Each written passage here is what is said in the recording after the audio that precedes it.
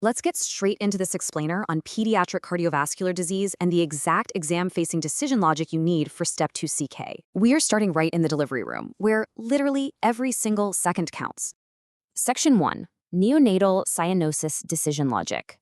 First things first, we have to discriminate between peripheral and central cyanosis.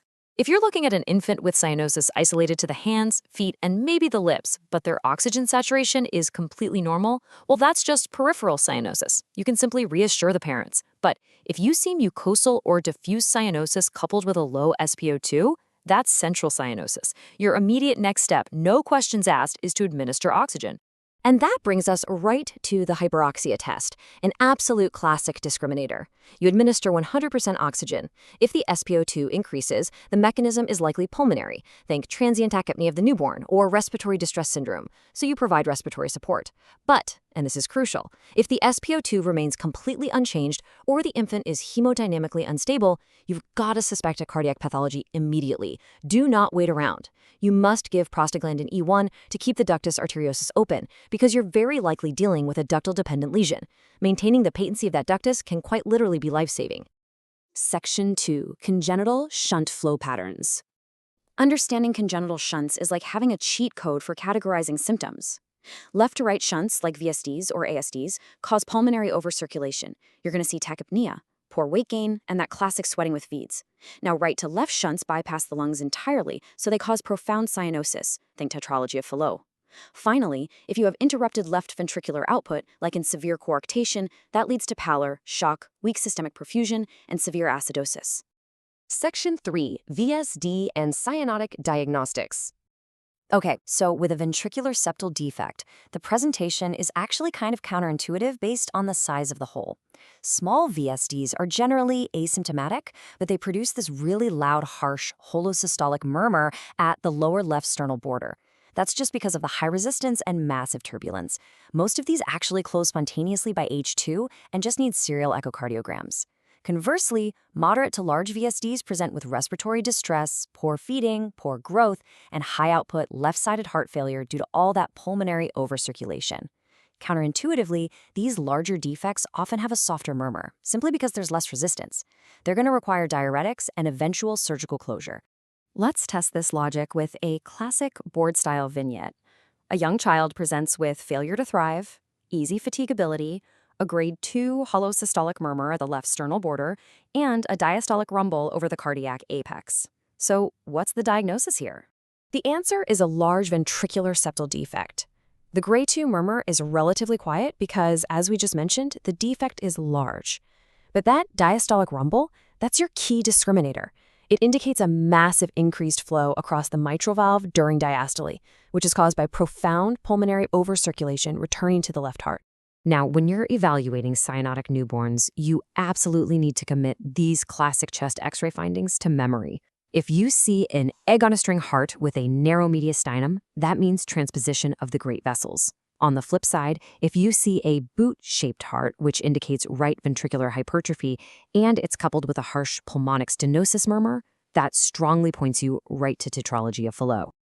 Here is another highly testable presentation where the ECG axis holds the absolute key to the diagnosis. A newborn becomes cyanotic shortly after birth. The ECG shows left axis deviation, and the chest X-ray reveals decreased pulmonary markings. What are we looking at? The diagnosis is tricuspid atresia. Just look closely at the anatomy here. Because the tricuspid valve is completely absent, there is absolutely zero flow from the right atrium to the right ventricle. The infant's survival completely depends on a patent foramina vali or an atrial septal defect to let blood out of the right heart, plus a VSD to actually get blood into the pulmonary circulation. And because of this setup, you see a severely hypoplastic right ventricle. When you look at the ECG for tricuspid atresia, the pathology explains the findings perfectly. Since all right-sided blood is blocked, the right atrium massively enlarges, giving you these incredibly tall, peaked P waves. More importantly, the lack of right ventricular forces causes a left axis deviation. Remember, newborns normally have a physiologic right axis deviation. So finding a left axis deviation in a cyanotic neonate, that is a massive red flag for tricuspid atresia.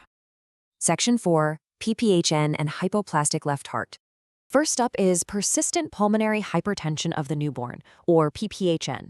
The mechanism here is an abnormal persistence of high fetal pulmonary vascular resistance. Because the lung resistance stays exceptionally high, blood just continues to shunt right to left across the ductus arteriosus. Risk factors include anything that stresses the neonatal lungs, like lung hypoplasia from a congenital diaphragmatic hernia, meconium aspiration, or neonatal pneumonia. For first-line management beyond your standard oxygenation and ventilation, this is uniquely treated with inhaled nitric oxide, which acts as a targeted pulmonary vasodilator. To catch PPHN on a physical exam, you're looking for respiratory distress, cyanosis, and a prominent S2. But the absolute clincher is a decreased postductal oxygen saturation relative to the preductal saturation, meaning the oxygen saturation in the lower extremities will be significantly lower than in the right arm. This completely confirms that deoxygenated blood is shunting right to left across the ductus arteriosus, bypassing the lungs entirely. Conversely, let's look at hypoplastic left heart syndrome. Here, the left ventricle is severely underdeveloped, and the mitral valve is often atretic. These infants present with profound pallor, weak pulses, and shock. But the tricky part is the presentation is typically delayed until a few days after birth. Why? Well, while the ductus arteriosus is open, right ventricular blood can still supply the systemic circulation. But the second that ductus closes, systemic perfusion just crashes. Once again, immediate PGE1 administration is absolutely critical to stabilize the patient until intensive surgical management can happen. Section 5. Coarctation of the aorta and vascular complications. In neonates, severe coarctation of the aorta is essentially a ductal-dependent lesion. With a patent ductus, right to left shunting supplies the descending aorta. But look what happens when the ductus closes. That severe preductal or juxtaductal narrowing is completely unmasked. This causes an acute increase in left ventricular afterload and cardiogenic shock, presenting with poor feeding and diaphoresis. Prostaglandin E1 is required immediately to reopen the ductus and restore that distal perfusion. In older children or adults with a milder narrowing, the chronology and presentation really change. The key clinical feature is a brachiofemoral pulse delay, and that's paired with upper extremity secondary hypertension and lower extremity claudication. Diagnostically, the chest X-ray is iconic. You'll see inferior notching of the third to eighth ribs. This happens because collateral intercostal arteries painfully dilate over time just to bypass the aortic obstruction.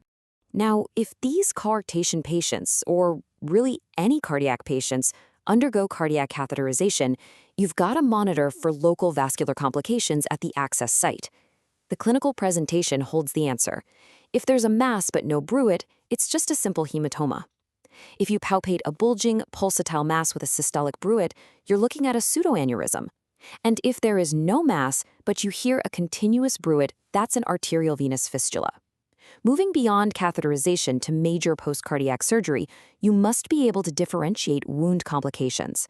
Sternal dehiscence causes chest wall instability, pain, clicking, or a palpable rocking. However, deep infection or mediastinitis presents with fever, tachycardia, chest pain, edema, crepitus, and purulent wound drainage. You evaluate this with imaging and treat with urgent surgical debridement, tissue cultures, and IV antibiotics. Lastly, for preoperative cardiac testing before non-cardiac surgery, you use surgery risk, the revised cardiac risk index, functional capacity in METs, and active symptoms to definitively decide who needs further cardiac evaluation. Section 6. High-yield compact recap. Let's lock in these discriminators for your exams and the wards. First, if a neonate with central cyanosis fails the hyperoxia test, immediately suspect a ductal-dependent cardiac lesion and give PGE1. Second, small VSDs have loud murmurs, but large VSDs are dangerously quiet and present with heart failure and a diastolic rumble. Third, tricuspid atria uniquely shows left axis deviation in a newborn. Fourth, PPHN presents with lower postductal oxygen saturation and requires inhaled nitric oxide. Fifth, severe neonatal coarctation relies on an open ductus to prevent shock. And finally, for post-cardiac surgery, palpable sternal rocking means dehiscence, while fever and purulent drainage mean mediastinitis, which requires urgent debridement. Master this decision logic, and you'll navigate pediatric cardiovascular disease with absolute precision.